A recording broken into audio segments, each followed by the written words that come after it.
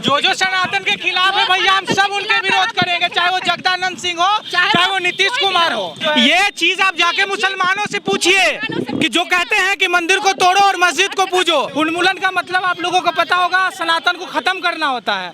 तो सनातन को खत्म करने वाली जो उन्होंने सम्मेलन बनाई थी, तो कहीं ना कहीं सिर्फ उदयनिधि स्टालिन इसमें दोषी नहीं है, कांग्रेस के दिग्गज नेता भी वहाँ मौजूद थे। सनातन के जो विरोधी होंगे से ही चप्पल जूते उनको खाने पड़ेंगे। भारत में किसी भी कोई भी संगठन का अगर गठन होगा सनातन को खत्म करने के लिए, तो सबसे पहले वो संगठन खत्म होगा, फिर वो लोग खत्म होंगे जो इसके पीछे मौजूद हैं। नमस्कार, आप देख रहे हैं द एक्टिविस्ट में आपके साथ सत्येंद्र। देखिए, तमिलनाडु के जो मुख्यमंत्री हैं उनके बेटे उदयनिधि स्टालिन ने एक विवादित बयान दिया था। कहा था सनातन धर्म कीड़ा है, कोरोना है, डेंगू है। जिसके बाद पूरे इंडिया के जो सनातन धर्म रक्षक हैं वो सड़क पर हैं, लगातार धरना प्रदर्शन कर रहे हैं। इसी कड़ी में अभी हम पटना के इनकम टैक्स पर हैं और यहाँ पर करनी सेना के द्वारा पुतला दहन किया गया है उदयनिधि स्टालिन का, और विरोध कर रहे हैं ये लोग। चलिए बात करते हैं कि क्या कुछ संदेश देना चाहते हैं। कोरोना जैसी बीमारी से एक सनातन धर्म को बीमारी बताने वाले इस व्यक्ति खुद ही वो एक बीमारी है जिसका हम नाश करेंगे।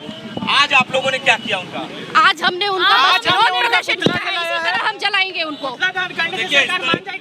बिल्कुल सरकार को माननी पड़ेगी। अगर नहीं मानती है तो क्या कीजिएगा? अगर नहीं मानती है तो करनी सेना का उग्र रूप देखेगी। उसको जलाएंगे। बिहार से भी जगदानंद और शिक्षा मंत्री दोनों का बयान लगातार आता रहता है। जो सनातन के खिलाफ है भैया, हम सब उनके विरोध करेंगे, चाहे वो जगदानंद सिंह हो, चाहे वो नीतीश कुमार हो। हमारा किसी भी सरकार से कोई भी सहानुभूति नहीं है। सनातन के खिलाफ जो है क्यों हो रहा होगा? क्योंकि कहीं ना कहीं आज तक जो हिंदुत्व के लोग हैं शांति से काम लेते आए हैं, लेकिन अब उनको उग्र रूप देखना पड़ेगा। और जो मजार है जो हिंदुओं के द्वारा चलाया जाता है, और आप कह रहे हैं कि हिंदू राष्ट्र जो है, ये चीज आप जाके मुसलमानों से पूछिए कि जो कहते हैं कि मंदिर को तोड़ो और मस्जिद को पूजो। आज आप देख लीजिए, सिर्फ गया ही नहीं, भारत के बहुत सारे ऐसे जगह हैं जहाँ पे हम लोग हिंदुओं के द्वारा मुस्लिम के मज़ारों की पूजा की जाती है, क्योंकि हमारे लिए सब धर्म आज तक सम्मान थी। किसी के भी तरफ से आए भैया, जो सनातन के खिलाफ है, हम सब उसके खिलाफ हैं। जरूरी नहीं कि आज स्टालिन ऐसा बयान दिया है तो सिर्फ स्टालिन ही दोषी है। कहीं ना कहीं आपके मीडिया बंधु ने बोला कि जगदानंद सिंह का ये बयान आया है, तो कल हम जगदानंद सिंह का भी विरोध करेंगे। जो सनातन के खिलाफ है, हम सब उसके खिलाफ। बिल्कुल भेदभाव है। दर्द व्यक्त करने की बात अलग होती है, लेकिन जिस तरीके से उदयनिधि स्टालिन ने जो हिंदू उन्मूलन सम्मेलन बनाया था, और उस उन्मूलन का मतलब आप लोगों को पता होगा, सनातन को खत्म करना होता है। तो सनातन को खत्म करने वाली जो उन्होंने सम्मेलन बनाई थी, तो कहीं ना कहीं सिर्फ उदयनिधि स्टालिन इसमें दोषी नहीं है, कांग्रेस के दिग्गज नेता भी वहाँ मौजूद थे। तो हम लोग एक एक करके सबका विरोध करेंगे।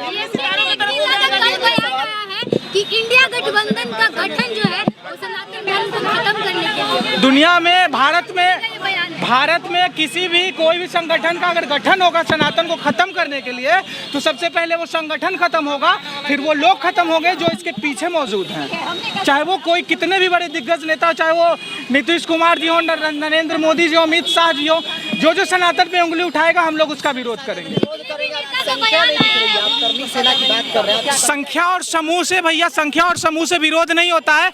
आप एक चीज समझ लीजिए, अकेले हम अगर 4 लोग मिलके उदयनिधि का पुतला जला सकते हैं, तो जिस दिन 40 जुटेंगे ना, उस दिन उदयनिधि को भी जला सकते हैं। संदेश देना चाहते हैं कि जिस तरह से हम लोग आज ने उसका पुतला दहन किया, इसी तरह से अगर इस तरह से सनातन के विरोधी होंगे, सब दिन उनका पुतला दहन किया जाएगा, और हम सब करते रहेंगे। सनातन के जो विरोधी होंगे उनको इसी तरह से पुतला दहन किया जाएगा, और ऐसे ही चप्पल जूते उनको खाने पड़ेंगे।